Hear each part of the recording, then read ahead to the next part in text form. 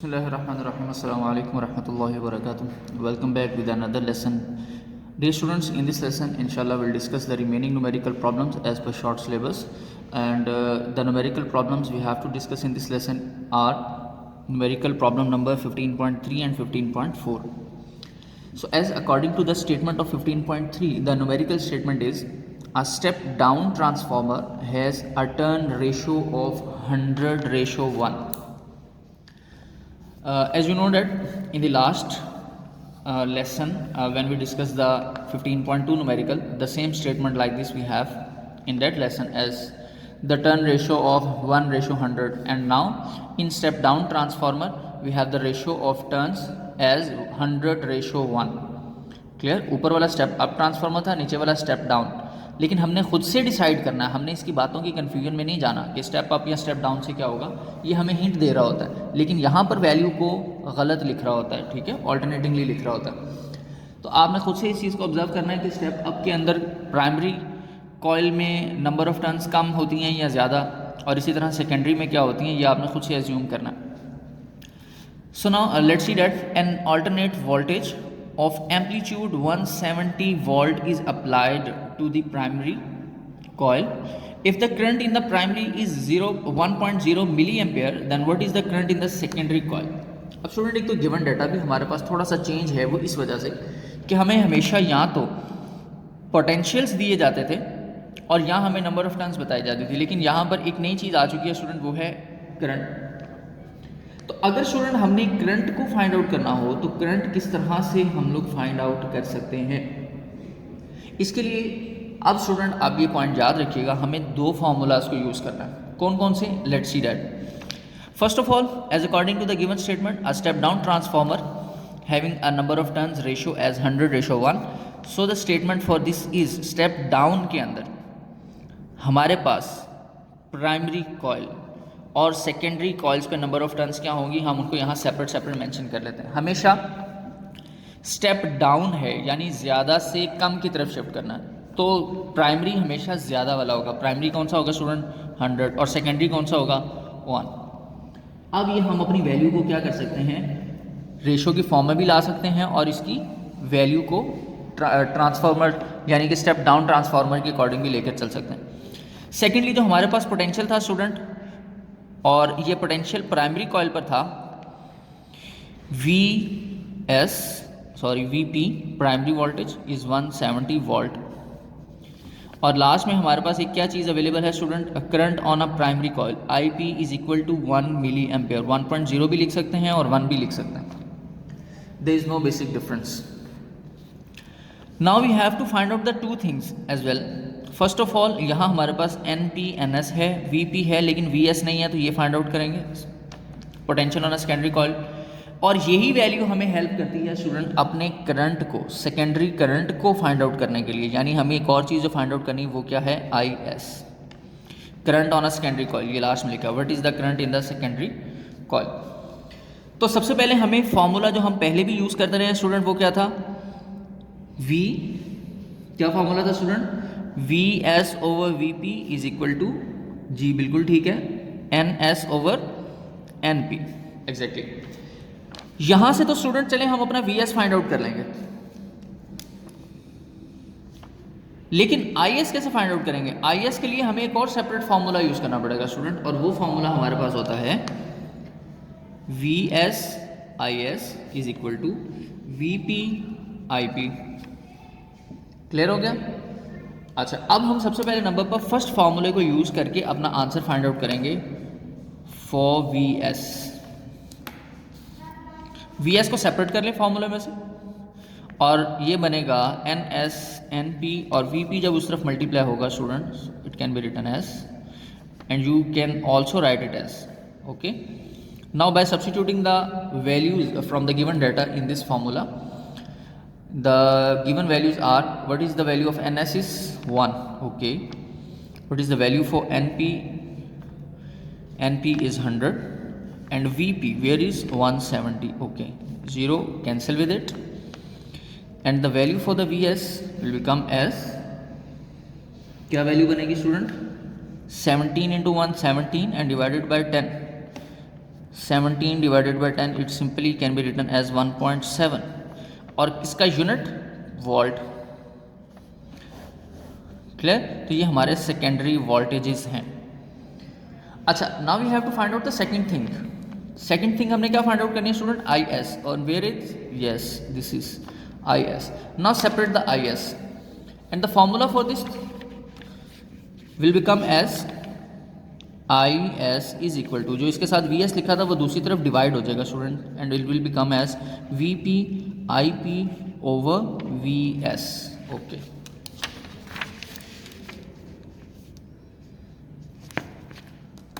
Now simply by substituting the values. अब देखिए कि हमें वी एस पहले फाइंड इसीलिए किया था ताकि हम इस फार्मूले में पुट कर सकते। अगर हमारे पास वी एस ना होता तो फिर हम आई एस भी फाइंड आउट नहीं कर सकते थे। Clear? Okay, by substituting the values in this formula I S is will become V P is equal to 170 volt, I P is equal to 1 milli ampere. और आप चाहें तो इस 1 मिली एम्पेयर को खाली एम्पेयर में, जो कि स्टैंडर्ड वैल्यू है, उसमें लाजमी तौर पर कन्वर्ट कीजिएगा। क्लियर? मैं नेक्स्ट स्टेप के अंदर इसको भी कन्वर्ट कर देता हूँ। और वी एस की वैल्यू हमारे पास स्टूडेंट अभी क्या फाइंड आउट की? 1.7। क्लियर हो गया? नाउ 170 इज मल्टीप्लाई बाय मिली, जो हमारे पास प्रीफिक्स है स्टूडेंट, इसकी वैल्यू होती है 1 × 10⁻⁻, क्या वैल्यू होती है जी?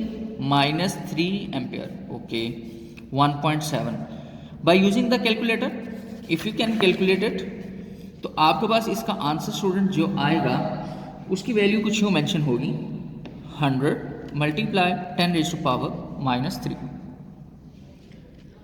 And in a simple way we can also write it as by in a way of scientific notation. -3 shift करना, decimal is here, so 1 2 and 3, so it can be written as 0.1 ampere, and this is IS. अब student आप चाहें तो इसको लिख सकते थे 100 मिली ampere, लेकिन हमने क्या किया, इस -3 को इसके अंदर साइंटिफिक नोटेशन के अंदर जो इसकी प्लेसिंग थी डेसिमल की, उसको शिफ्ट कर दिया। ये डेसिमल यहाँ पर था 1 2 and 3, नेगेटिव डायरेक्शन के अंदर 3 डेसिमल्स हमने मूव किए और हमारा आंसर आया 0.1 एम्पेयर। तो ये दोनों आंसर बेटे इसके लिए करेक्ट है। Now let's come on to the last numerical for this chapter is which is 15.4, a transformer design to convert the voltage from 240 volt AC mains to 12 volt and has 4000 turns on the primary coil. How many turns should be on the secondary coil? Most simple. Student अभी हमारे पास क्या एक transformer है जिसके अंदर हमारे पास 240 volt जो हैं वो ऑलरेडी अवेलेबल हैं और हमने उसको कन्वर्ट करना है 12 वोल्ट के अंदर। क्लियर है? कहते हैं design to convert the voltage from 240 to 12 volt, यानी step down, has 40 turns on the primary coil, sorry 4000 turns on the primary coil. हमारे पास अगर हाई वोल्टेज प्राइमरी पर है तो उसके नंबर ऑफ टर्न्स भी ज़्यादा होंगे स्टेप डाउन के लिए। तो सबसे पहले हम चीज़ें मेंशन कर लेते हैं स्टूडेंट।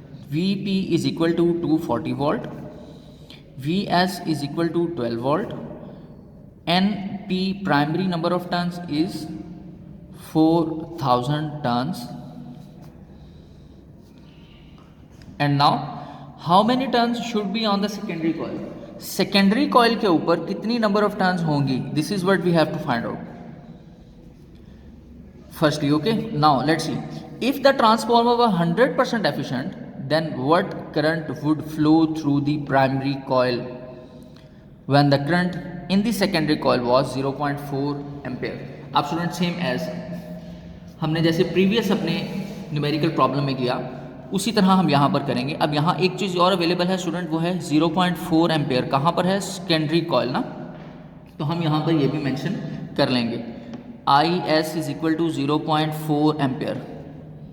और दूसरी चीज़ जो फाइंड आउट करनी है वो क्या है स्टूडेंट? करंट फाइंड आउट करना है। कहाँ पर? On the primary coil, IP find out करना है। प्रीवियस में अगर आप देखें तो हमने VS IS फाइंड करना था और इसके अंदर NS and IP find out करना है। तो फॉर्मूला सेम स्टूडेंट प्रीवियस वाले ही यहाँ पर यूज होंगे।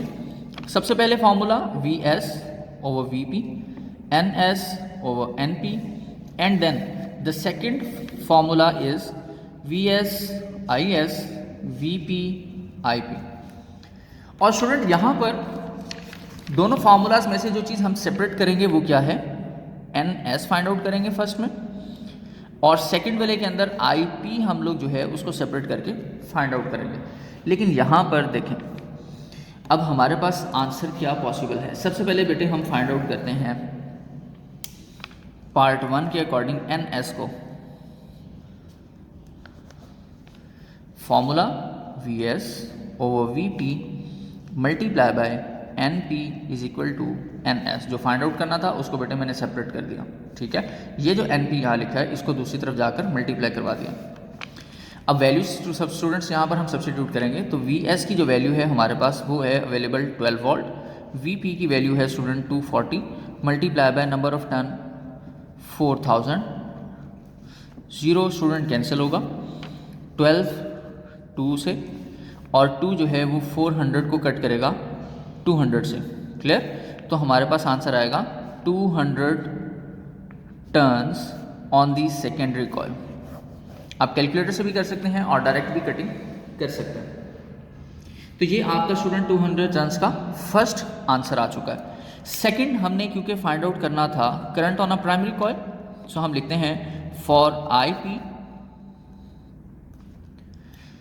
फॉर्मूले के अकॉर्डिंग जो फॉर्मूला था VS/IS is equal to VP IP।